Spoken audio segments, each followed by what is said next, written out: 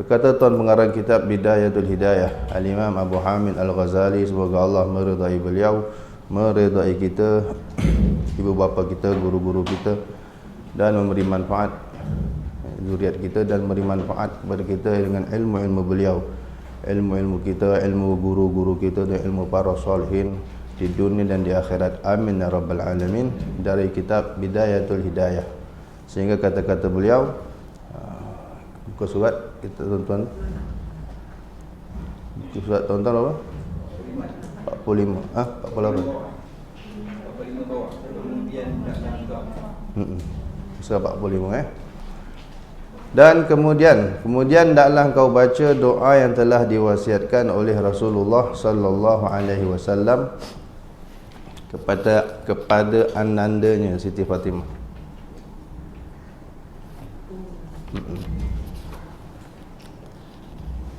Masih lagi subuh ini masih subuh. Selepas azan subuh, sebelum sembahyang subuh, macam-macam wirid, macam-macam doa yang boleh kita amalkan. Sebab Nabi SAW menganjurkan subuh kalau boleh jangan on time, azan terus sembahyang. Lepas azan sembahyang sunat, baca itu, baca ni, ini antara yang disenaraikan. Jadi semakin lama kita berwirid, bukan tidur wirid doa sampai dah terang tanah orang panggil, maka itu lagi besar pahalanya. Kita lambatkan subuh tu sampai terang tanah orang panggil. Dalam hadis sebut asfiru bisubhi fa innahu a'zamu lil ajri. Berisfarlah kamu, lambatkan sikit subuh kamu itu sampai terang tanah, daripada gelap kan, sampai terang sikit, nampak tanah, orang kata kan isfar. Macam mazhab Hanafi lah. Mazhab Hanafi memang dia orang jadi macam wajib, tapi tak, Allah alam wajib ke tidak.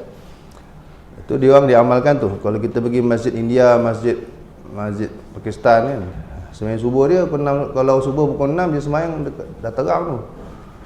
Dekat-dekat nak habis waktu tu baru qamat. Macam-macam lah buat wirid ke apa kan. Kita juga bagus begitu. Tapi itu pun lah orang kita tak buat. Orang kita pasal nak pergi kerja apa semua kan. Azan dia kadang tak habis main sunat dah qamat dah. Baru rokok main sunat bila dah qamat dah. Oh tu. Bila rupanya kerja. Bagus lambatkan sikit, banyak wirid, baca macam-macam. Inilah yang disenaraikan. Fa innahu a'zamu lil ajri, kerana sesungguhnya ia lebih besar bagi pahalanya. Kerana kita menunggu solat, pahalanya kita sedang bersolat. Itu lagi salah satu sebabnya. Dan sementara menunggu itu, kita isi dengan zikir-zikir begini. Kemudian hendaklah kau baca doa yang telah diwasiatkan kepada oleh Rasulullah SAW kepada anak-anaknya Siti Fatimah radhiyallahu anha, iaitu ya hayyu ya qayyum ya dzal jalali wal ikram la ilaha illa anta birahmatika astaghis wa min adzabika astajir la takilni ila nafsi tarfata ain wa aslih li sya'ni kullah bima aslahta bihi ibadaka salihin. Allah, doanya hebat. Ya Hayyu ya Qayyum, startingnya saja sudah dengan nama Allah yang azim, yang hebat. Ya Hayyu ya Qayyum. Yang ramai ulama setuju, inilah ismul a'zam. Inilah al-ismu al-a'zam. Kata Nabi SAW, Allah Subhanahu Wa Taala ada 99 nama yang dia beritahu kita. Ada satu daripadanya itu yang dinamakan al-ismul a'zam. Man da'a bihi istajaba Allahu lah. Siapa berdoa dengan apa? Ismul a'zam, minta apa saja, segera pasti Allah kabulkan. Masalahnya kita tak tahu. Allah rahsiakan. Daripada Allah, Ar-Rahman, Ar-Rahim sampai habis tu, mana satukah al-ismul a'zam? Ulama duk cari sehingga macam-macam pendapat. Sampai tak kurang 100. Pokoknya setiap nama tu ada yang mengatakan itulah ismul a'zam. Ada yang kata Allah, ada yang kata Ar-Rahman, ada yang kata Ar-Rahim. Tapi ramai juga yang kata ya Hayyu ya Qayyum, Al-Hayyul Qayyum. Jadi kalau tak tahu, baca je semua.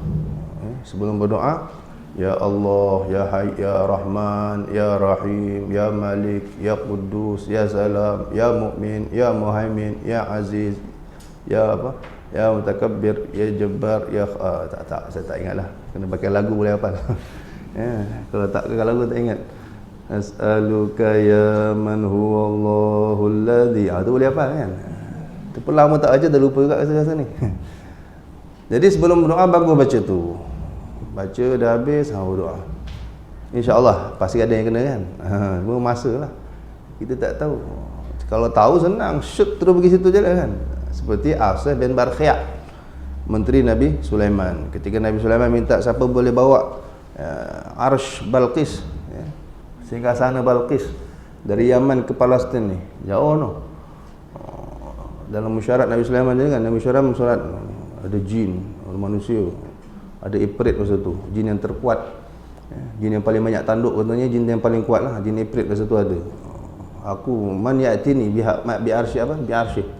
Qabla an ya'tuni muslimin, arsyiha qabla an ya'tuni muslimin. Sebelum dia orang nak datang seradi ni, rombongan Balqis on the way. Boleh tak siapa bawa main dia punya singgasana dia? Semua senyap, tiba-tiba ifrit kata apa? Ana atika bihi qabla an taquma min maqamik. Saya jin yang terkuat, ifrit. Boleh bawa sebelum tuanku bangun daripada mesyuarat ini. Nabi Sulaiman mesyuarat pagi sampai ke petang. Nabi Sulaiman mesyuarat pagi sampai ke petang. Kata Nabi Sulaiman, lambat. Lambat lah kalau gitu. Nak tunggu habis mesyuarat baru nak sampai kan. Aku nak lagi laju. Maka bangkit qala allazi indahu ilmun minal kitab. Bangkitlah satu manusia yang dia ada ilmu dari kitab Allah. Ulama tafsir kata ilmu yang daripada kitab Allah ialah Ismul A'zam. Dia tahu Ismul A'zam. Namanya Asif bin Barkhiyah. Manusia alim. Ana atika bih. Saya mampu datangkan kepada tuanku Arsh Balqis ini, singgasana Balqis, qabla ayyartadda ilaika tarfuk. Sebelum mata tuanku berkelip. Laju. Nabi Sulaiman kata, kau biar betul, aku tak nak ikut atas no. Dalam tafsir sebut, tak nak ikut jalan udara, nanti Balqis perasan. Kan bawa, kalau kau terbang bawa udara, dia perasan kan.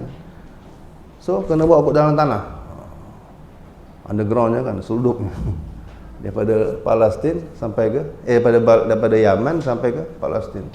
Tak ada masalah, dalam tanah. Kalau boleh silakan. Betul-betul sekelip mata muncul daripada bawah tanah, sehingga sana Balqis. Qala nakiru laha arsyaha nanzur atahtadi am takunu minal ladzina la yahtadun. Ubah suai, modify dia punya sehingga sana. Tengok dia ni orang bijak tak bijak. Itulah panjang ceritanya.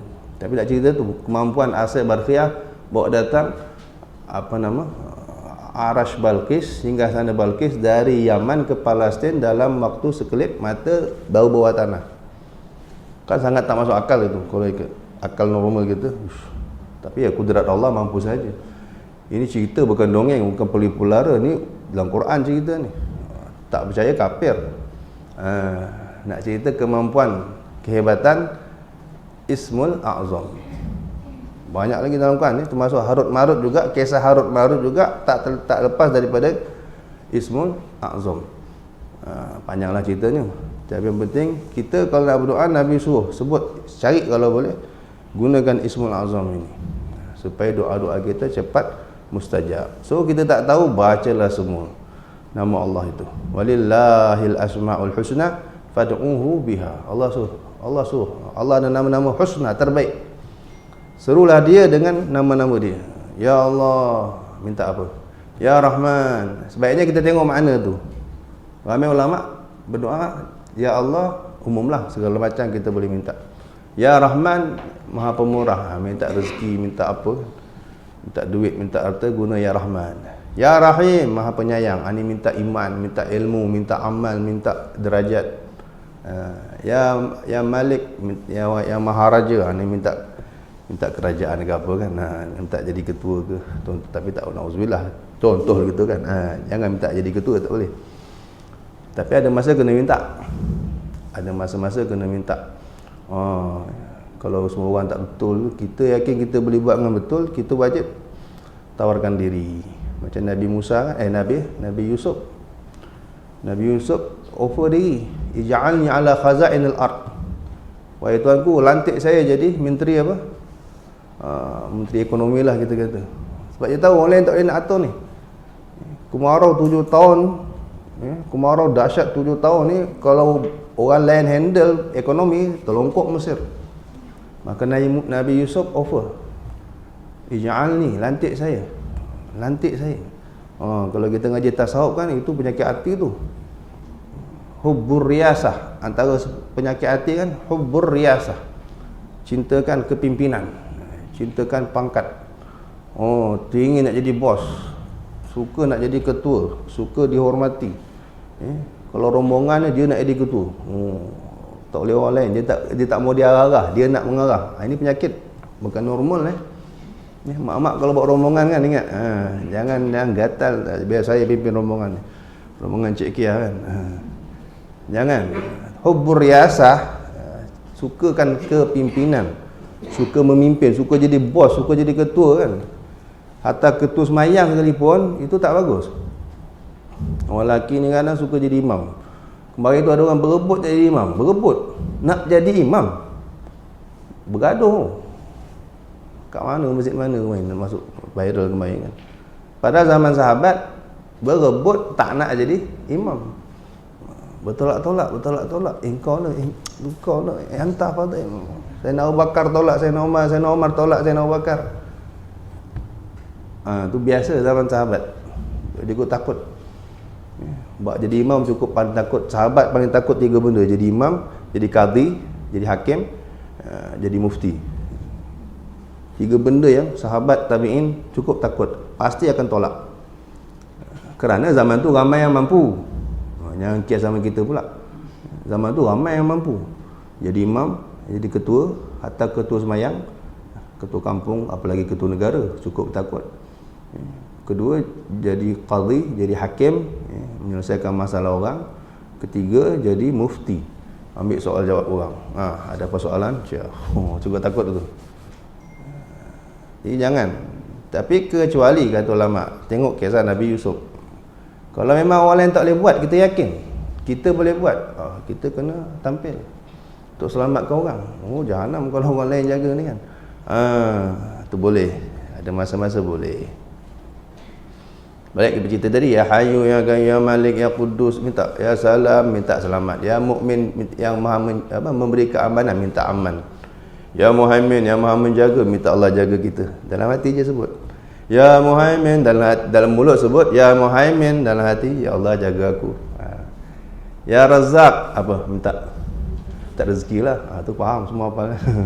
Ya Razzaq, ya Qawiyyu, minta apa tu? Ya Qawi, minta kuat. Ya Qawi, ya Qawi, ya Qawi, ya Qawi, minta kuat. Ya Matin sama juga. Apa lagi? Ya Latif, ya Latif, minta apa? Latif minta apa? Latif apa? Lembut. Minta lembut kan? Jangan salah minta tuan-tuan. Ya Latif, ya Latif. Apa nak minta tu? Apa maksud lembut di sini? Kena faham tu. Apa nak minta ya Latif ni? Ya Latif. Amalan Latif ni amalkan. Saya ijazahkan. Kalau belum dapat ijazah, tiap-tiap subuh lepas maghrib 129. Siapa nak amal saya ijazahkan. Sebagaimana saya terima dari guru-guru saya. 129. Itu kelebihan murah rezeki, panjang umur, tolak bala, tolak sihir, tenangkan fikiran. Kalau mati husnul khatimah. Dia paling kurang 6 kelebihan dia. Paling kurang. Ulama karang kitab khas tentang kelebihan ya Latif ini. Kalau ada hajat emergency contohnya kan 1000 kali. Ya Latif, ya Latif, ya Latif, ya Latif. Kalau lagi emergency 16,641 kali. Insya-Allah. Satu ulama di penjara, masuk penjara. Pemerintah penjarakan dia. Pemerintah yang zalim, komunis masa tu. Penjarakan dia. Dia baca 16,641 kali, 3 hari keluar. Masuk penjara 3 hari keluar. Tapi 16,000. Kejap je. Apa makna latif? Lembut. Lembut di sini tu maknanya layanan. Treatment Allah pada kita.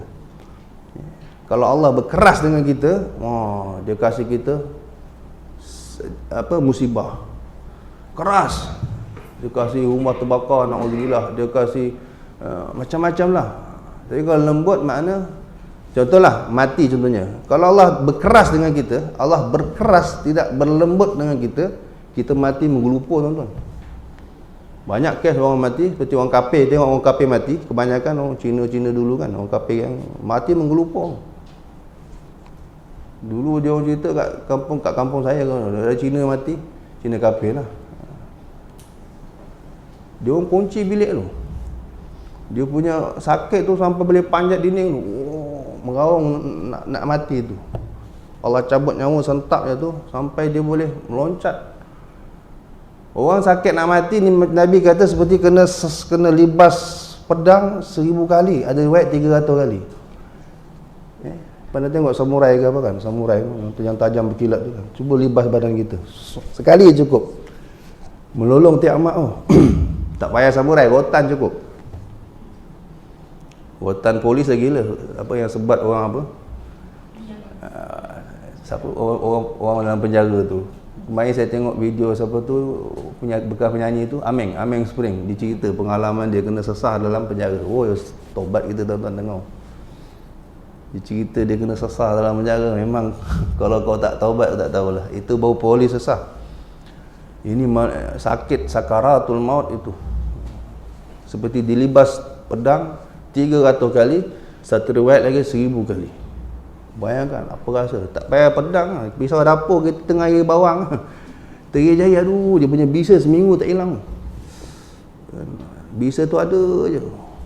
Bayangkan badan kita ni disiap-siap dengan penuh. Memang tak tahu apalah rasa kalau Allah berkeras. Itu mati sebenar. Nabi rasa ketika Nabi sakaratul maut, Israel dah tarik paling lembut dah. Lembut. Saya minta izin lagi, saya tarik ya Rasulullah, saya ambil ya Rasulullah, saya minta satu-satunya dalam sejarah sebelum ni tak ada Israel minta izin nak ambil nyawa orang. Hanya kepada Rasulullah SAW. Saya minta izin Rasulullah, saya minta izin saya cabut ya, ambil jalan ke tugasmu. Ya Allah, kata Rasulullah, macam ni ke sakit mati? Saya dah habis lembut ni Rasul, dah habis lembut dah ni. Tak ada orang selembut ni. Allah, seperti kambing dilapah hidup-hidup, seperti disiat-siat dengan pedang ni 300 atau 1000 kali. Macam ni sakit mati umat, macam ni sakit mati umat aku. Ya Rasulullah, ni dah paling lembut dah ni. Orang lain aku tak macam ni tau. Ya Allah, kalau macam tu ya Allah, khafif ala ummati wasaqil alayya. Kalau macam ni Nabi ingat kita tuan-tuan. Macam ni dia sakit mati, jangan kasih umat aku sakit ni ya Allah. Jangan bagi umat aku rasa sakit dia, beri kat aku seorang. Khafif ala ummati wa thaqil alayya. Kau kumpulkan. Jadi Nabi telah minta kita tak rasa sakit ni tuan-tuan. Allah, macam mana nak balas jasa Nabi sallallahu alaihi wasallam. Dan ramai kita tengok orang kita mati senyum tuan-tuan. Ramai kita tengok umat Nabi mati senyum, tak rasa. Tengah sembahyang mati, tengah tidur mati, tak ada rasa macam kita tak tahu mati je. Allah kabul doa Nabi sallallahu alaihi wasallam. Dan Nabi telah sanggup pikulkan. Nabi telah sedia pikulkan sakit itu. Allah kata tak habis. Tak habis kita nak balas jasa Nabi sallallahu alaihi wasallam. Sampai mati, sampai bila-bila kita semua tu hutang budi kepada Rasulullah sallallahu alaihi wasallam. Jadi Allah adalah Latif. Allah berlemah lembut dengan hamba-Nya. Antara yang paling mudah saya bagi contoh, maksud Latif itu masa mati. Itu kata tadi, siapa yang amal ya Latif, insya-Allah matinya begitu. Selembut-lembut cara Allah cabut. Sehingga tak rasa. Sehingga ada ulama, satu wali Allah tu mati, dia tak tahu dia dah mati. Dia dah mati, tapi dia ingat dia tak mati lagi. Rohnya duduk ngaji. Orang ni tak nampak. Dia rasa dia bangun pagi, mandi, roh dia saja. Semayang subuh pergi masjid, tapi roh orang tak nampak dia. Dia rasa dia masih di alam dunia, buat kerja, buat aktiviti harian. Sampailah satu hari dia masuk ke satu pengajian wali Allah, gurunya yang wali Allah. Dia duduk tempat dia biasa duduk. Gurunya ni wali kasyaf. Dia duduk macam biasa, bawa kono-kono buat kitab. Orang tak nampak dia. Dobit apa semua kan. Gurunya tenung, dia guru kata sudah. Fulan, dia kata nama saya lupa nama dia kan. Kau sudah bukan di sini. Kau dah lama dah mati. Tempatmu bukan di sini, tempatmu di barzah sana. Baru dia perasan, saya dah mati. Baru dia tahu. Bila gurunya tegur. Ada sampai tahap gitu. Dan ramai ulama kalau kita baca manaqib, mereka mati mereka tak sedar pun.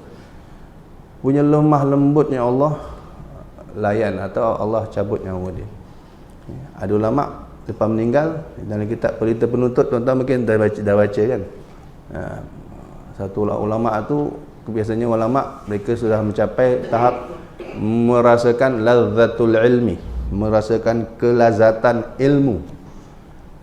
Mengaji ni lebih lazat daripada makan, minum, bersenang-senang dengan perempuan, dengan ulama akan biasanya akan sampai level tu.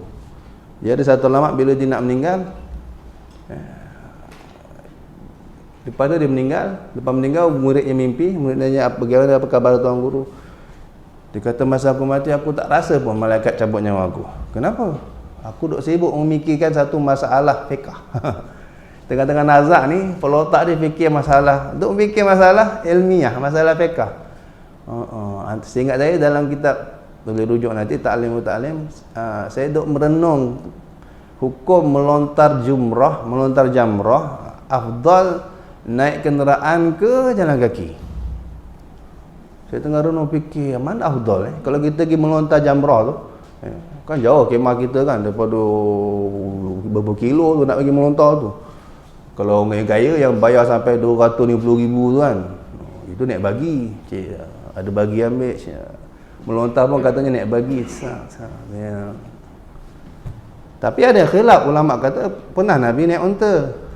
Naik unta, melontar. Naik unta, melontar. So, kalau nisbah ke Nabi, naik kenderaan afdal lah daripada jalan kaki. Tapi segi pahala banyak, susah banyak. Kerja banyak, jalan kaki kan, pulau-pulau apa semua tu lagi besar pahala jalan kaki. Jadi aku duk fikir tu mana afdal, tak mati lah. Lazat ilmu itu sampai tak rasa sakit di mati yang dahsyat itu. Itu ya Latif. Jadi bila sebut ya Latif, ya Latif, macam-macam lah zikir ya Latif ya, jangan dalam kamu. Amal tu bagus.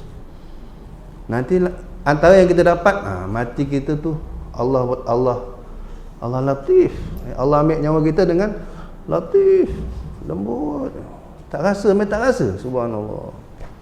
Padahal kalau Allah keras, merawang kita tuan-tuan. Na'udzubillah min zalik. Na'udzubillah. Dan ada orang yang Allah tak nak berlembut dengan dia. Allah ambil. Itu terserah. Tapi masih untung kita ni umat Nabi SAW, kata ulama, walaupun mungkinlah ada umat yang bahagiannya begitu, matinya menggelupur, tapi itu saja sudah mengampunkan banyak dosa, atau mungkin semua dosa dia. Sakit mati tu, saya pernah ngadap kawan saya meninggal, Allah yarhamu. Memang dia banyak buat benda tak elok lah. Kita tahu dia, kita kenal lah kawan kita kan. Saya hadap dia 2 hari 2 malam. 2 hari 2 malam dia nazak, menggelupur macam yang kena sembelih tuan-tuan. Tapi saya kata, tapi lepas meninggal senyum. Lepas meninggal senyum. Yang mandikan puji habis. Tok Bilal yang mandikan. Aku jarang jumpa mayat macam ni kan. Anak muda matinya muka berseri-seri macam orang senyum masa aku mandikan. Masa dia hidup, satu kampung kutuk dia. Dia kalau lalu dengan motor dia, orang kutuk dia macam-macam. Dia berang budak-budak. Dia meninggal umur 22 tahun, muda. sakit kanser. Tapi lepas mati satu kampung datang puji dia. Saya pelik. Luar biasa kan. Tapi itulah, bila baca kitab Imam Suyuti kata umat ini untung. Beruntung kamu jadi umat Nabi Muhammad SAW. Sungguh beruntung. Sakit sikit je pun dosa. Pening sikit je pun dosa. Demam sekejap je pun dosa.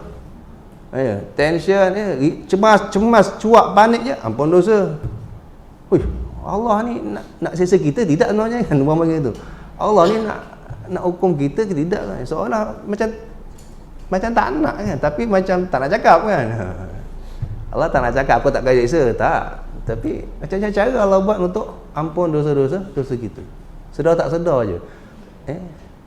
Siapa yang Allah dah kifarah orang panggil kan, sebelum ni mati dengan macam-macam musibah tadi, alhamdulillah lah. Matinya senang. Tapi memang yang tak habis kifarah saja kan. Masa hidup sihat, bahagia, tapi maksiat. Allah tak lupa. Masa mati nanti kau siap. Menggelupur, kelepar. Muntah darah. Sakit. Tapi itu dah lebur dah. Mungkin semua dosa-dosa dia. Katalah setengah, Allah lebur setengah je. Dalam kubur nyambung lagi kan. Dalam kubur tu, azab kubur tu pun juga sudah kafarah. Kita apa? Ada?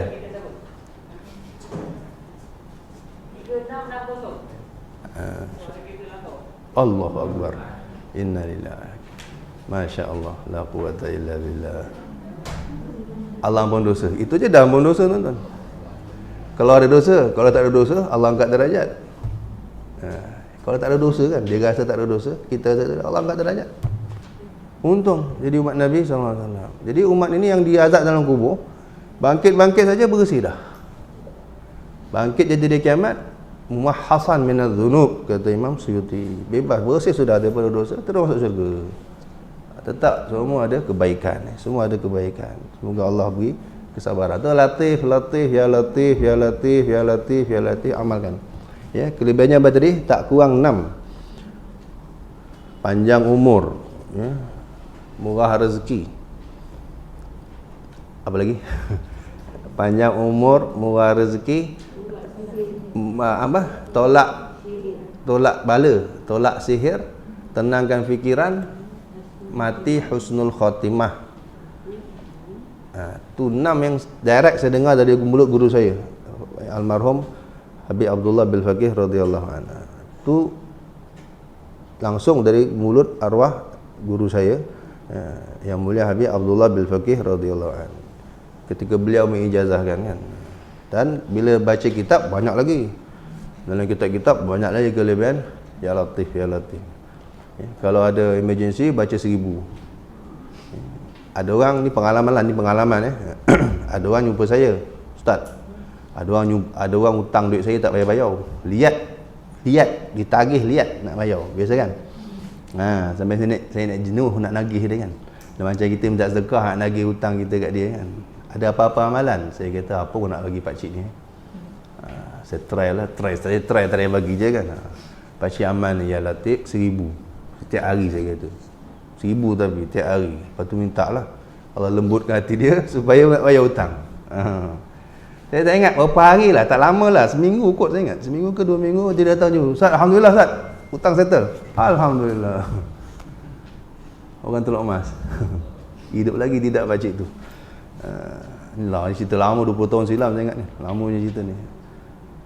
Macam-macam lah kelebihan. Ya Latif, ya Latif, ya Latif. Ayah saya sendiri masa saya belajar, bapak saya orang senang. Tapi bapak saya cerita kalau aku susah nak kirim kau duit, memang aku zikir tu je. Ya Latif 1000. Tu Allah murahkan rezeki, ada bolehlah kirim duit untuk kita belajar. Banyaklah cerita-cerita orang kelebihan ya Latif. Nama Allah lain banyak lagi. Ya Hayyu, ya Qayyum. Hayyu apa makna? Hidup kan. So apa nak minta? Ya Hayyu. Ya Hayyu, mulut sebut Allah yang Maha Hidup, dalam hati ya Allah hidupkan hati aku. Sebab hati kita ni mati tuan-tuan. Rata-rata kita ni pemilik hati mati. Kalau tak mati berpenyakit. Hati 3 macam kata ulama kan. Qalbun salim, qalbun marid, qalbun mayyit. Qalbun salim, hati sejahtera, hati sihat, tak ada masalah, tak ada penyakit. Kedua, hati marid, qalbun marid, hati berpenyakit. Macam-macam penyakit. ada ujub, ada kibir, ada sombong, ada takbur, ada pemarah, tak puas hati dengan Tuhan, tak puas hati dengan takdir, tak puas hati dengan apa, tak puas hati dengan macam-macam lah. Pemarah apa lagi tu, sukakan kepimpinan, sukakan pujian, apa lagi, merasa lebih baik daripada orang lain, merasa lebih baik, paling hebat. Itu semua penyakit tu. Ni penyakit qalbun marid. Yang ketiga qalbun mayit, mati. Habislah kalau hati mati ni, na'udzubillah min zalik. So macam mana nak pergi salib, minta Allah hidupkan dulu. Minta pada Allah, ya Hayyu, ya Hayyu. Biasa ulama kita akan amal time ni juga. Lepas qabliyah subuh tu, sebelum qamat. Ya Hayyu ya Qayyum la ilaha illa anta, 41 kali. Ni ramai ulama salah kita, ulama-ulama kita, sebelum qabliyah, sebelum qamat itu kalau ada waktu untuk hidupkan hati, ya Hayyu ya Qayyum la ilaha illa anta, ya Hayyu ya Qayyum la ilaha illa anta, 41 kali. InsyaAllah hati jadi hidup. Hati jadi hidup tuan-tuan. Nak tahu hati kita hidup ke mati, bila dengar cerita neraka, apa kita rasa? Atau dengar cerita azab kubur, kita rasa lawak ke, kita rasa seram? Gitu. Ni hari kan pelik. Lawak je neraka, azab kubur jadi lawak, bahan lawak je neraka. Jadi bahan TikTok. Keranda jadi bahan TikTok kan. Allah, mati betul. Langsung tengok keranda boleh gelak gitu. Orang dulu depan kubur tak boleh nak suap makanan tuan. Orang dulu kalau duduk tepi kubur tak tersuap makan ni. Cek tempat lain. Orang dulu. Pernah ditegur Imam Hasan Basri. Zaman Imam Hasan Basri tu, zaman tabi'in. Tengok ada orang makan tepi kubur, dia kata, gila kau orang ni. Kau boleh makan depan kubur. Itu zaman Hasan Basri tuan-tuan. Lebih 1000 tahun dah. Orang sekarang la ilaha illallah. Boleh selfie atas kubur, lepas bapak mati boleh selfie tu. Kita tengok apa benda tu? Ya Allah Allah. Dia faham apa? Pengantin pun ada. Bagi dia kubur tu tak ada apa langsung. Padahal Sayyidina Osman orang yang hati hidupnya. Lalu kubur berjurai air mata. Lalu kubur je. Tengok berjurai saya basah janggut. Sehingga muridnya terkejut, khadamnya terkejut. Osman kau pelik ni kan. Dengar cerita neraka tak macam ni pun. Dengar cerita apa tak. Lalu kubur dah macam ni. Woi, kau tak tahu kubur ni apa benda. Kalau sini kita selamat, selepasnya semua insya-Allah selamat dan mudah. Tapi kalau sini dah sangkut, selepasnya akan lebih berat, lebih susah. Itu tanda. Jadi tanda hati mati, dia tak terkesan dengan nasihat. Dengan hadis tak nangis, dengan Quran tak nangis, tengok kubur tak nangis. Itu nama hati mati. Itu tanda hati sudah mati. Hati hidup, dengar Quran je dah berjurai mata.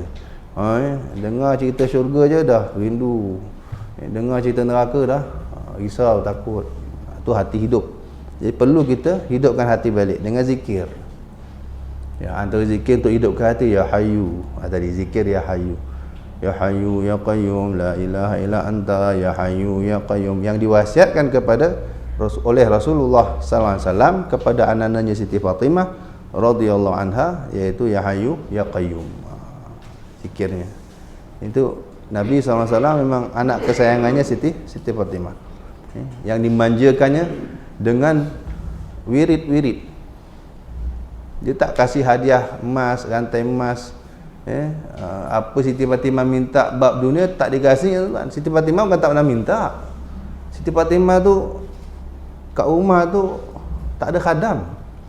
Padahal ni anak siapa? Anak pemimpin tertinggi Islam. Kalau gitu anak Perdana Menteri lah orang katakan. Tapi rumah tak ada khadam.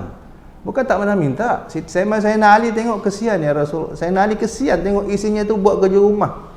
Nimba air sampai orang kata apa panggil ni? Kematu. Kematu. Sampai kematu tangan ni. Tarik timba kan. Lepas tu pikul sampai lecet-lecet bahu ni. Buat roti lagi panas-panas berpeluh-peluh. Bukan dapur kita ada aircon. Boleh asap sedut, tak ada. Berasap-rasap tu. Buat roti, ambil nimba air, pikul girbah tu isi air. Sayyidina Ali kesian, Sayyidina Ali bincang dengan bini macam kita minta ayah khadam seorang dua kan. Tengok semalam banyak dapat rampasan perang, hamba-hamba. Mintalah dua orang ke kan buat bantu-bantu kat rumah. Sayyidina Ali kata segan nak minta kan. Dia tahu dah kan, segan nak minta, tak apalah saya pergi minta. Sampai Sayyidina Siti Fatimah datang, tiba-tiba tak edit, patah balik, segan juga nak minta. Memang tak biasa minta orang kata kan, tapi dah rasa perlu minta juga. Cuma bila patah balik Nabi perasan, datang patah balik, apa hal ni kan. Selesai urusan, Nabi jumpa datang rumah Siti Fatimah. Hai Fatimah, tadi nampak ada hajat. Okey tuan, settle. Teruk ke? Sikit je. Siapa langgar motor? Allah. Dah jumpa orang dia? Dia tanggungjawab lah. Alhamdulillah, settle. Alhamdulillah. Allah mudahkan insya-Allah. Allah tolak azab lagi besar insya-Allah. Allah tolak bala lagi besar insya-Allah. Musibah tu begitu. Ampun dosa, ada musibah lebih besar yang Allah Taala alihkan insya-Allah. Semua ada khair. Dapat nombor dia, dapat ambil. Bengkel. Oh, terus settle luar. Alhamdulillah. Allah mudahkan insya-Allah. Apa tadi? Lepas tu apa? Nabi jumpa dia, wahai Fatimah kan, nampak ada hajat datang apa semalam? Malu-malu saya tadi sebut. Ya Rasulullah, Siti Fatimah ni dahsyatlah kerja rumah, ceritalah, tengok tangan apa semua kan. Minta kalau ada satu orang, dua orang hamba kan bantu kat rumah ni. Kalau kita bagi tak tuan-tuan? Anak paling disayang, anak yang paling dimanja. Tak pernah Nabi akan duduk, bangun, berdiri bila datang melainkan hanya kepada Siti Fatimah. Jadi kalau tengah duduk, tengah baring, Siti Fatimah datang, Nabi bangun, berdiri, peluk. Suaranya mengingatkan kepada Siti Khadijah, lenggok jalannya sebiji macam Nabi Muhammad SAW. Memang very close. Nabi meninggal, Siti Fatimah punya ikatan batin kuat dengan Rasulullah SAW. 6 bulannya boleh hidup terus menyusul Rasulullah SAW. Kalau kita dah nak begitu, confirm kita bagi kan. Tapi Nabi tak. Cara sayang yang betul. Bukan begitu cara manjakan anak kan. Wahai Fatimah, nak tak aku bagi sesuatu yang lebih baik pada dua orang hamba? Ni hamba tak guna, tak baik, tak bagus. Sebab apa? Bila ada hamba nanti yang masak bukan kau. Dah Ali akan makan air tangan bibi kau, mau bibi. Nanti tak pasal-pasal boleh jatuh cinta dengan bibi. Faham Mak-mak faham ni? Ini bukan tak berlaku berlaku. Makan sedapnya saya masak ni. Bibi masak. Bibi. Perempuan pantang. Jangan cakap. Itu jangan main. Tu dulu pantang. Jangan kau bagi orang yang masak makanan laki kau kan. Kau masak, biar tangan kau. Biar kau pandai masak, belajar masak. Itu pengikat kasih sayang kan. Air tangan kan. Pertama tu, nanti apa-apa kan, akhirnya pahala besar melayan suami itu dapat ke bibi, dapat ke khadam, bukan dapat ke engkau. Rugi kamu. Sedangkan pahala melayan suami itu luar biasa. Luar biasa pahala berkhidmat suami. Wahai Fatimah, siapa sediakan air untuk suami dia seperti apa kan, sekian pahala. Yang berpanas-panas depan api untuk masakkan roti untuk suami dia, Allah jauhkan daripada panas api neraka. Ini semua kalau bibi buat, kau dapat apa? Takkan kau duduk asal kuku je kan? Apa kau dapat? Ini sayang anak yang betul. Fikir nanti ke akhirat apa kau dapat. Memang kau boleh selesa kat dunia, tapi apa kau dapat di akhirat? Sedangkan kau Sayyidah Nisa Ahli Jannah. Kau ni pemimpin wanita, ketua wanita syurga, melebihi ibunya sendiri bahkan. Melebihi Siti Maryam. melebihi Asiyah, Sayyidah Nisa Ahli Jannah, pemimpin wanita syurga, Siti Fatimah alaihissalam radhiyallahu anha. Aku bagi lagi bagus daripada ni, daripada 2 khadam. Apa dia? Sebelum tidur, subhanallah, subhanallah, subhanallah 33 kali. Alhamdulillah, alhamdulillah, alhamdulillah 33 kali. Allahu akbar, Allahu akbar, Allahu akbar 34 kali, genap 100. 100 kali 10, 1000 pahala kau dapat sebelum tidur. Itu satu. 1000 pahala kau dapat sebelum tidur setiap malam. Ya. Di samping pahala kau penat bekerja, layan suami kau di rumah. Ya. Apa lagi? Kemudian kata ulama, bangun pagi nanti kau akan rasa segar walaupun penat tadi, ya, sepanjang hari kerja di rumah, ya. Kau rasa, tapi sebelum tidur baca zikir tadi tu, bangun pagi kita akan rasa segar seperti kita dibantu 2 orang khadam. Dan ini terbukti tuan-tuan, mujarrad, ramai orang buat. Letih macam mana pun, sebelum tidur baca betul-betul khusyuk, bangun pagi insya-Allah fit. Walaupun kita tidur pukul 3 pagi sekalipun, kita buat zikir ni betul-betul, subuh bangun kita segar. Itu yang lebih baik daripada maksud, lebih baik daripada 2 antara maksud lebih baik zikir ini daripada 2 orang khadam. Dia beri kekuatan kita seperti kita dibantu, kerja-kerja kita dibantu 2 orang khadam. Tuan-tuan, jadi Nabi sebenarnya suruh biarlah isteri tu layan suami. Jangan bagi can orang lain. Jangan bagi pulang kepada bibi atau khadam layan suami kamu. Rugi sangat. Itu pernah berlaku satu perempuan, satu mak-mak juga jumpa Nabi Rasulullah SAW. Ya, dia mengeluh. Orang lelaki ni hebat, banyak pahala dia orang. Suami-suami kita ni kan, dia pergi masjid dapat pahala sembahyang, langkah ni pahala, semua pahala. Dia pergi ceramah, dia pergi mengajar, dia pergi itu, pergi kerja, semua pahala kan, semua pahala tu. Kita orang perempuan duduk je rumah. Apa kita dapat? Kami nak teringin juga nak keluar-keluar macam ni orang kan. Pergi masjid sana, pergi sana, pergi jihad gitu. Nak juga dapat pahala macam ni orang. Apa Nabi SAW jawab? Wahai makcik atau wahai akak kan. Husnut taba'ul. Jadi isteri yang baik kepada suami, layan suami dengan baik, segala makan minumnya, rumah tangganya dengan baik, buat betul-betul. Ya'dilu zalika kullah. Ya'dilu zalika kullah, mengimbangi, menandingi semua pahala yang orang lelaki itu dapat. Makna semua yang suami kita dapat, dia pergi masjid, pahala sekian banyak kan, 27 pahala. Dia pergi ceramah, satu perkataan, satu huruf dapat pahala setahun ibadat. Dia pergi kerja, apa lagi, setiap langkah dapat pahala. Dia pergi sembahyang Jumaat dapat pahala ibadat 200 tahun. Dia segala macam tu dapat pada si isteri yang baik, layan suaminya. Ya'dilu zalika kull. Husnul taba'ul ya'dilu zalika kullah. Ya ke ya Rasulullah, maknanya kita duduk rumah je tapi semua pahala suami kita dapat. Iya. Mengimbangi, menyamai pahala mereka semua. Iya, menyamai pahala mereka semua. Dia punya gembira. Begitu mak-mak lain kata Nabi. Pergi balik, begitu mak-mak lain kat rumah tu. Baik ya Rasulullah, saya akan begitu. Dia keluar rumah Nabi, tak henti mulut dia mengucapkan ya'dilu zalika kullah, ya'dilu zalika kullah, ya'dilu zalika kullah. Pahala suami aku semua aku dapat, pahala umpama ini saya terjemah umum. Pahala suami aku semua aku dapat, pahala suami semua kita dapat, pahala suami semua kita dapat. Gembira dia. Kita teruk-teruk berhujang berpanah kat luar, dia kat rumah mungkin dia main Facebook kan, dapat pahala kita. Amboi. Aku pun nak banting tulang perlu-perlu kat sini. Kau dah habis masak, relax kan dengan aircon, pahala kita dia dapat. Jadi masakkan kita pergi sembahyang Jumaat, dia sediakan baju kita. Ya.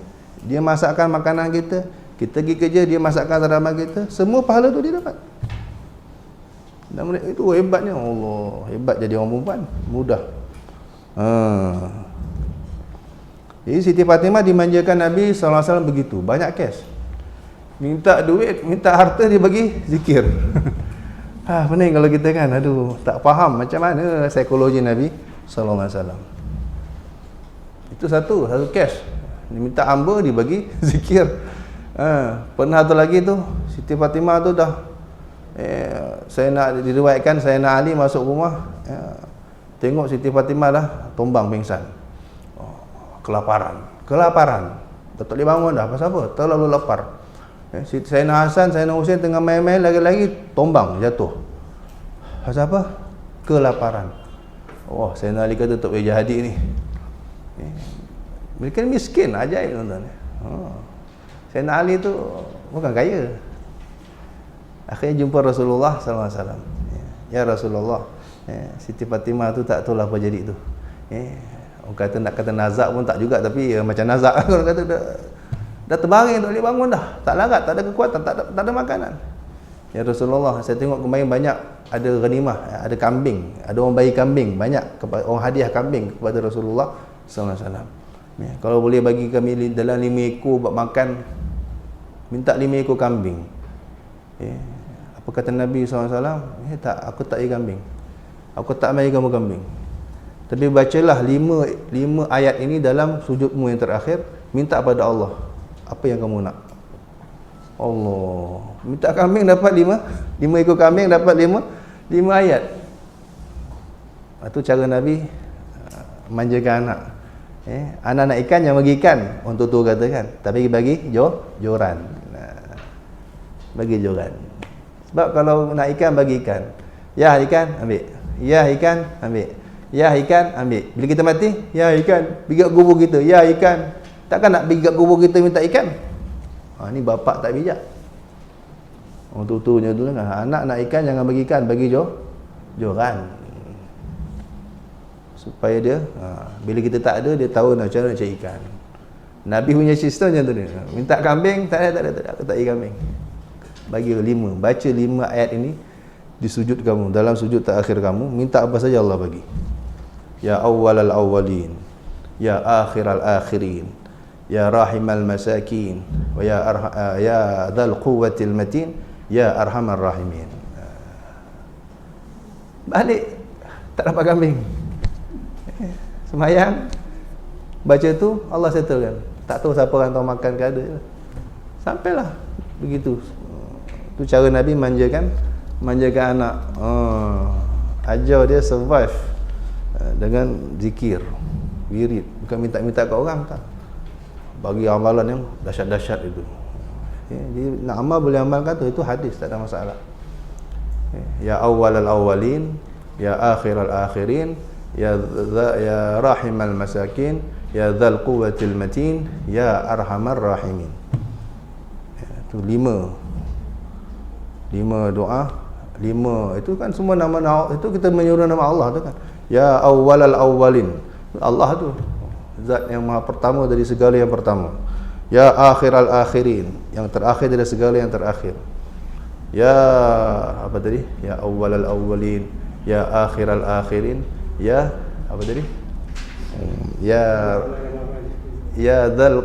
rahimal masakin, ya rahimal masakin, ya dzal quwwatil matin, ya arhamar rahimin.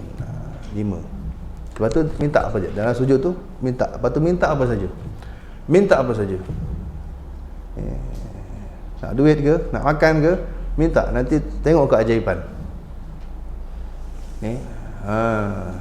Allah. Wasiat Siti Fatimah, wasiat Nabi kepada Siti Fatimah radhiyallahu. Baca ni, ya hayyu ya qayyum. Tadi dalam hati minta, hidupkan hatiku. Ya dzal jalali wal ikram. Apa maknanya? Wahai Tuhan yang hidup lagi berdiri sendiri. Itu makna qayyum, maha berdiri sendiri. Berdiri sendiri maksudnya tak perlu siapa-siapa. Allah tak perlu malaikat, Allah tak perlukan siapa-siapa. Allah tak perlukan tempat, Allah tak perlu kepada yang mewujudkan, Allah tak perlu kepada siapa yang menciptakan dia, Allah tak perlu kepada siapa pun, bahkan semua makhluk perlu kepada dia. Itu makna qayyum. Okey, kemudian mempunyai kebesaran, ya zat ya dzal jalali wal ikram, yang mempunyai kebesaran dan kemuliaan. La ilaha illa anta, Tidak ada Tuhan yang disembah dengan sebenar-benarnya kecuali hanya Engkau. Bi rahmatika astaghits. Dengan rahmatmu. Dengan rahmatmu. Rahmat ini ya kita faham rahmat Allah, kasih sayang Allah lah. Yang hebat itu setengah ulama mentafsirkan rahmat di sini ialah Rasulullah. Bi rahmatika astaghits. Dengan rahmatmu aku minta tolong. Ini namanya tawassul. Rahmatmu di sini siapa? Rasulullah sallallahu alaihi wasallam.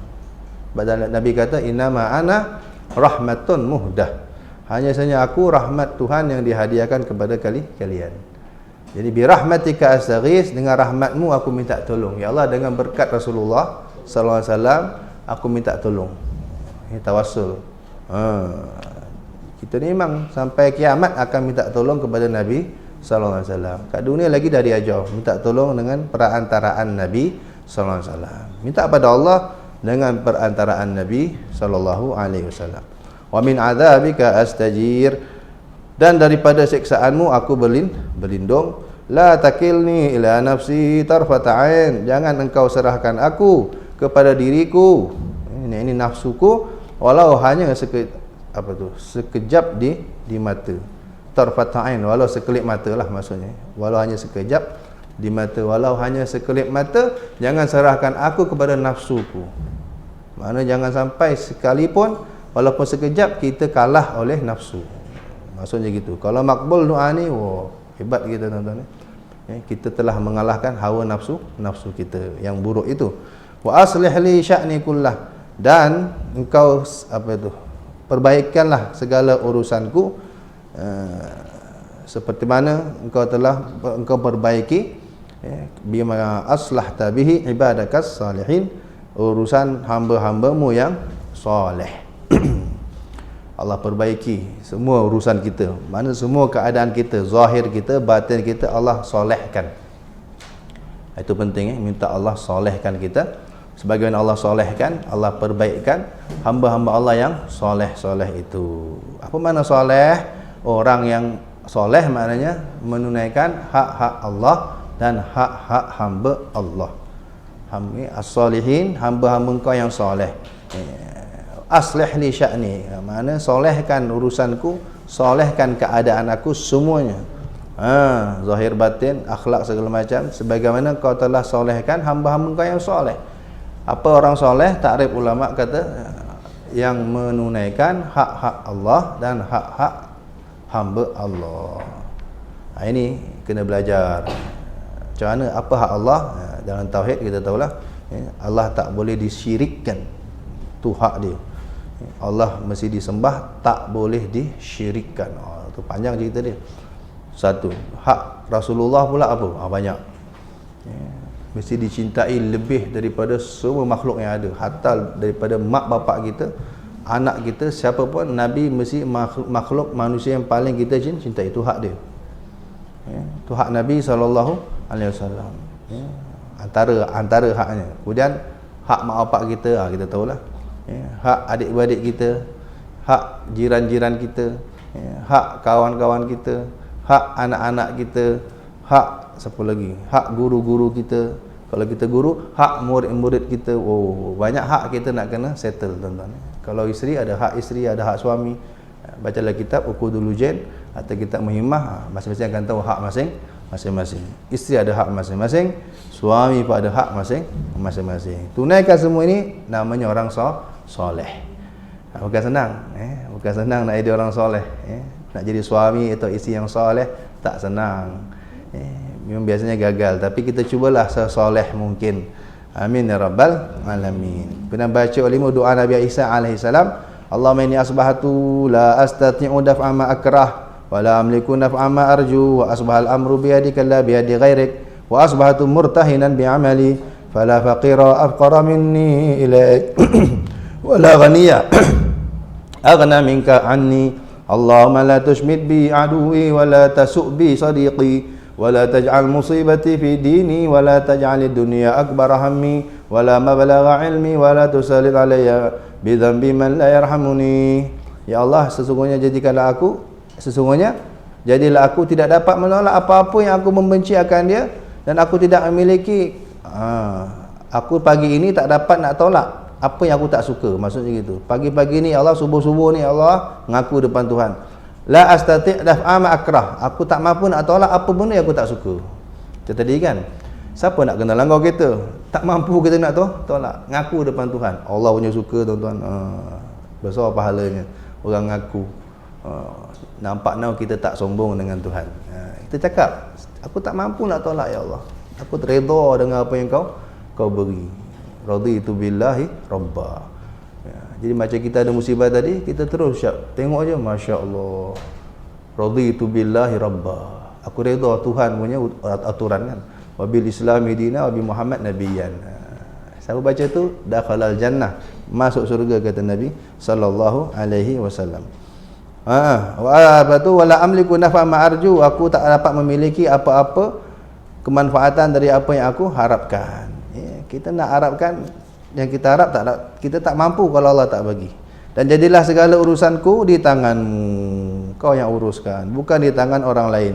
Dan jadilah aku terikat dengan amalanku sendiri. Wa asbahatu murtahinan bi amali. Maksudnya fala faqira afqara minni ilaik. Maksudnya aku terikat dengan amalanku sendiri, maka maksudnya tidak ada orang yang fakir lebih fakir daripada aku. Tidak ada orang yang kaya lebih kaya daripada engkau. Ya Allah, janganlah engkau sukakan akan musuhku, jangan kasih suka musuh kita dengan musibah kita. Itu sebab ulama kata kalau sakit jangan viral-viral kat orang. Nanti musuh kita tepuk tangan, padan muka. Gitu. Itu amalan Nabi SAW. Amalan wali-wali begitu. Mereka takkan suka begitu saya tak sihat. Nanti musuh-musuh akan gembira. Banyak doa Nabi yang mengatakan minta jangan gembirakan musuh-musuh aku. La tushmit bi aduwi. Termasuk Nabi Isa. Jangan gembirakan musuhku dengan kesusahan aku. Wala tasuk bi sadiqi. Jangan kau jahatkan akan kawanku. Mana jangan jahatkan kawanku, jangan beri keburukan kepada kawan-kawan kita. Jangan sampai kawan kita sedih dengan masalah kita. Sehingga ramai wali-wali dia susah tak ikat orang. Sahabat-sahabat kan Allah sebut perangai mereka dalam Quran. Yahsabuhumul jahilu aghniya minat ta'afuf. Mereka tak makan berhari-hari tapi seorang pun tak tahu. Nabi dah ikat batu kat perut, boleh menantu yang kaya raya pun tak tahu. Ajaib. Batu dah 3 atau 2 kat perut ni. Menantunya Osman bin Affan, sekaya-kaya orang. Boleh tak tahu? Macam mana, apa Nabi buat Kalau kita dah kan, menantu jutawan, confirm kan, hari-hari order McD je kan, grabfood je.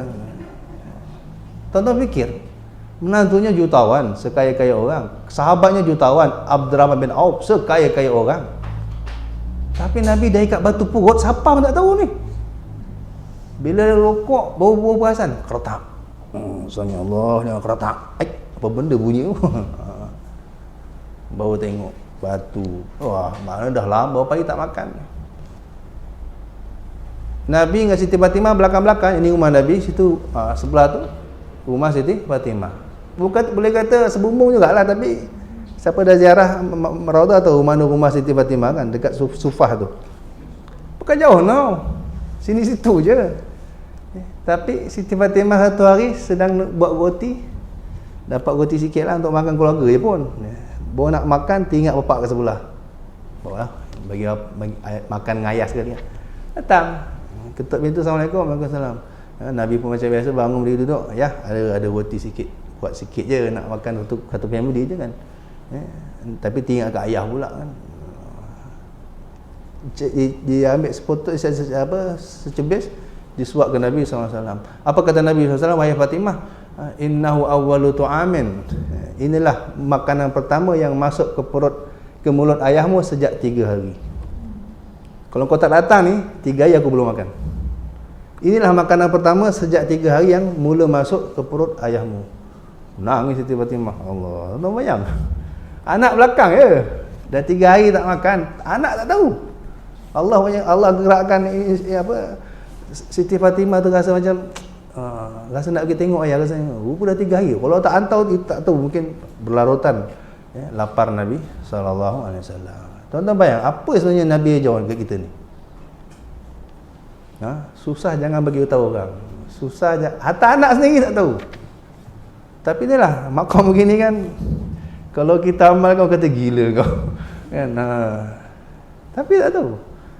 Saya dah fikir-fikir, ya Allah, apa sebenarnya? Tapi itulah sebenarnya ajaran Rasulullah SAW.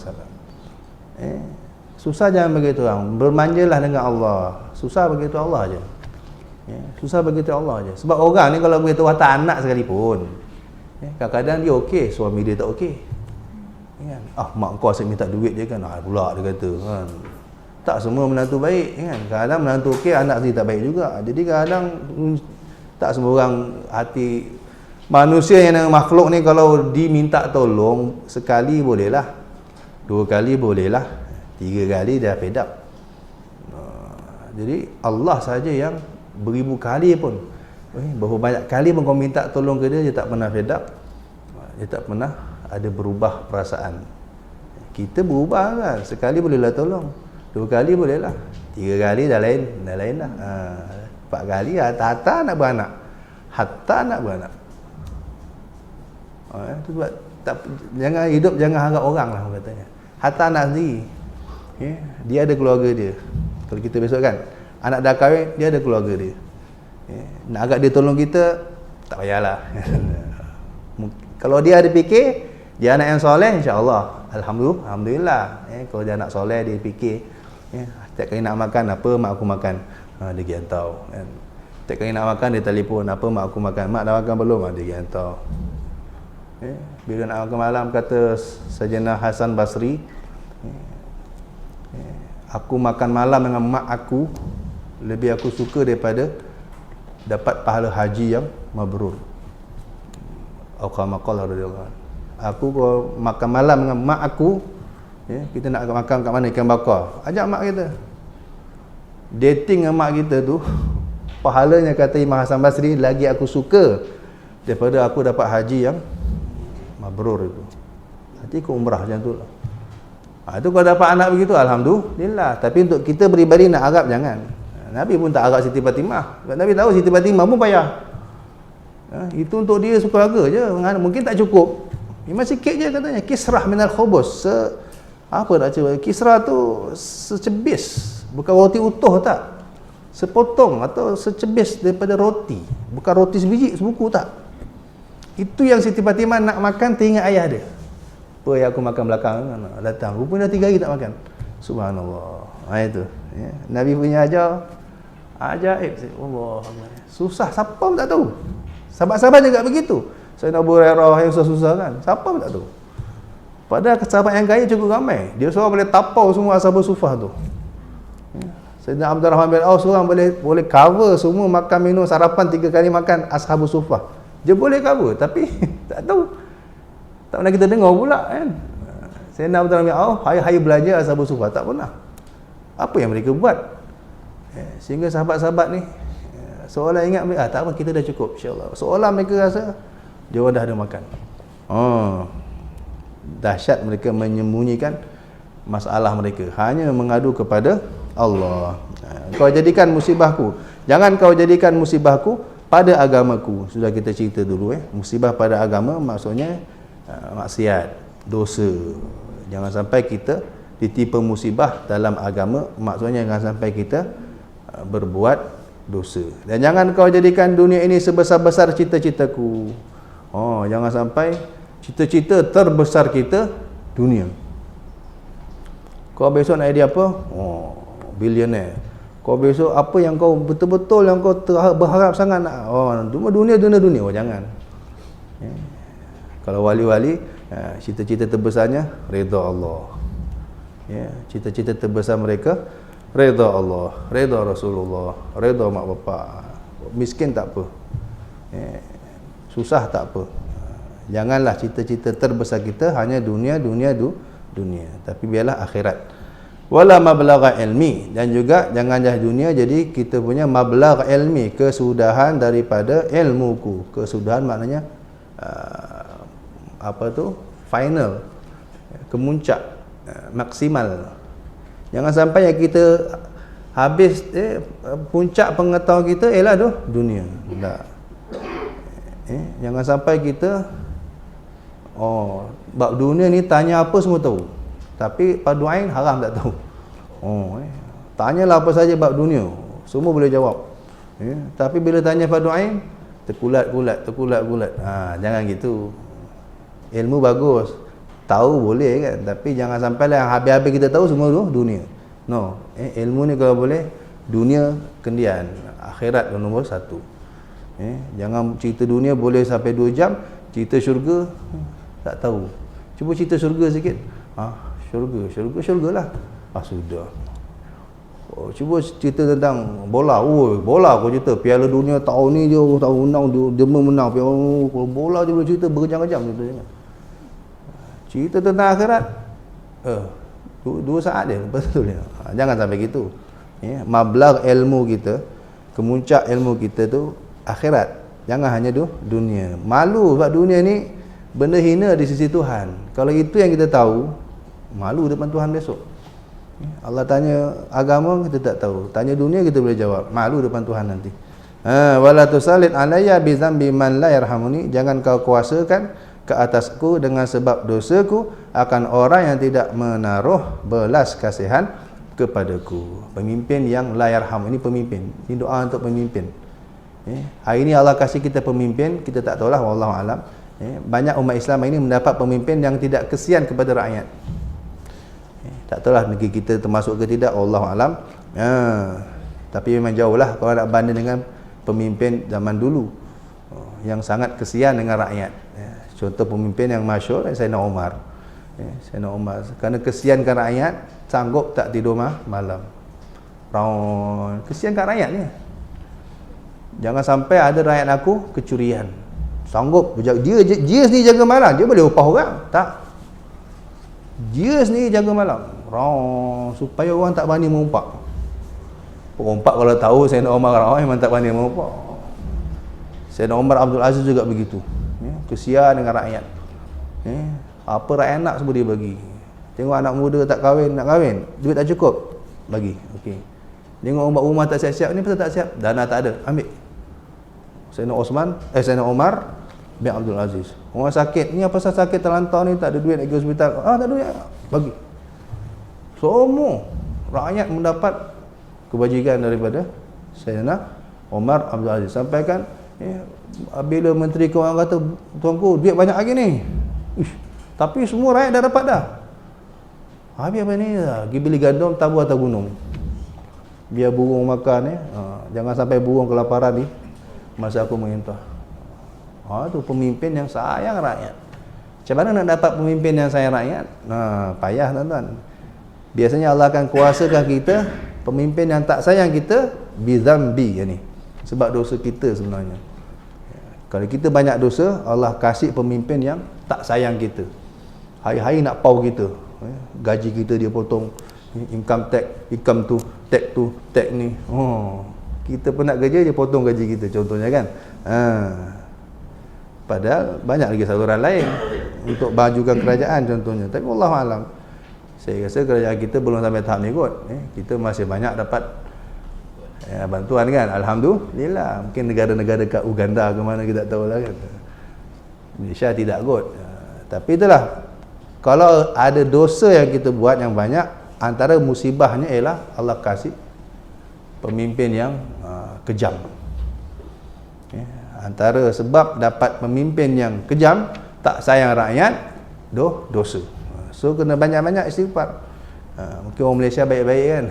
Banyak istighfar, gajian hajar majlis ilmu kan. Banyak Allah bagi pemimpin yang penyayang, sayang kita kan, masih fikirkan kita. Jalan rosak dia turap, kadang tak rosak lagi pun dia turap juga kan. Sayang dia apa lagi.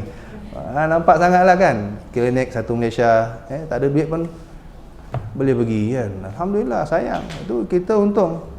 Mungkin sebab kita tak banyak dosa kot, atau kita banyak istighfar ke kan, mungkinlah. Wallahualam. Tapi ingat, doa ini mengingat kita jangan berterusan buat dosa, sebab nanti kalau layan dosa ni, Allah akan hukum kita dapat pemimpin yang kejam. Auzubillah min zalik. Wallahualam. Sampai sini dulu. Kemudian setelah itu kau berdoa.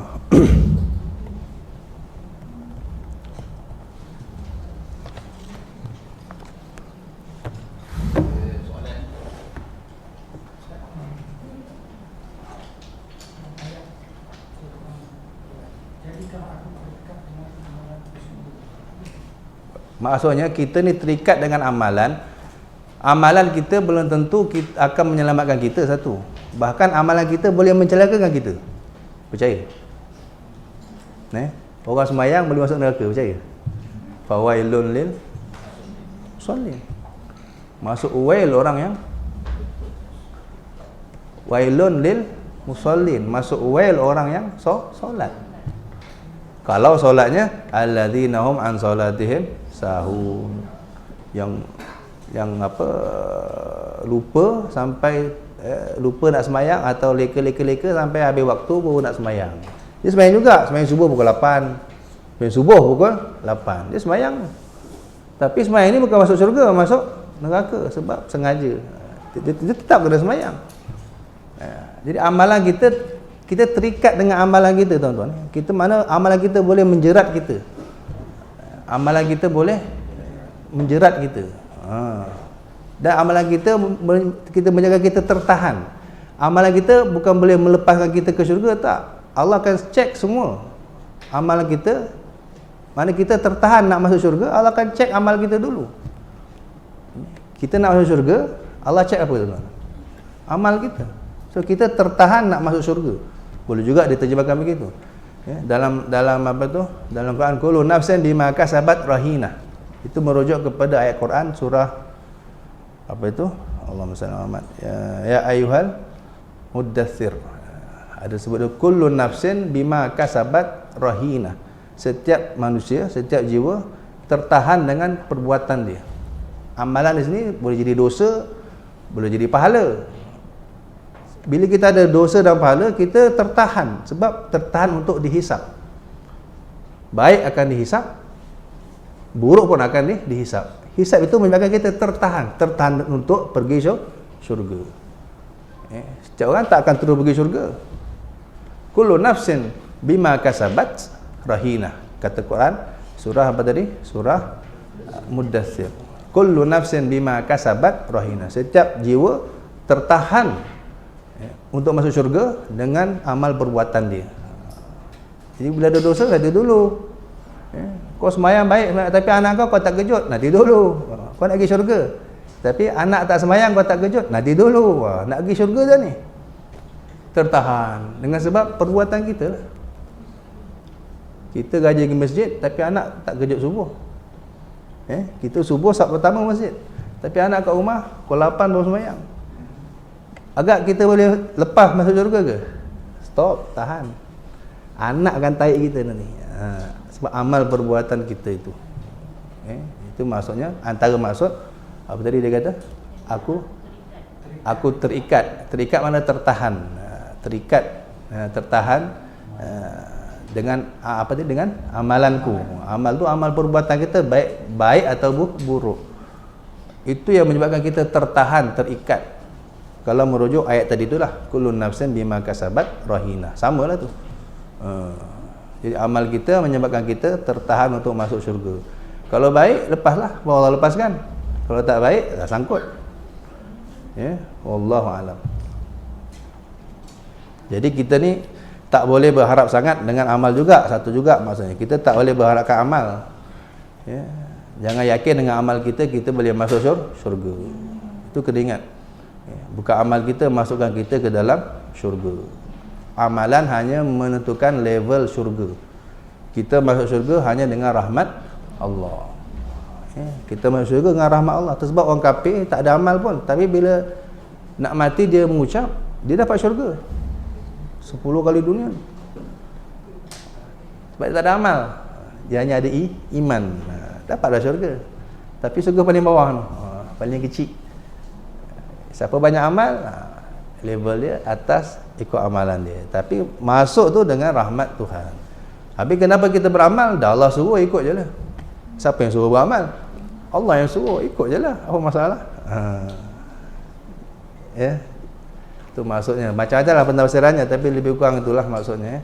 Kita terikat dengan amal, maknanya terikat, tertahan.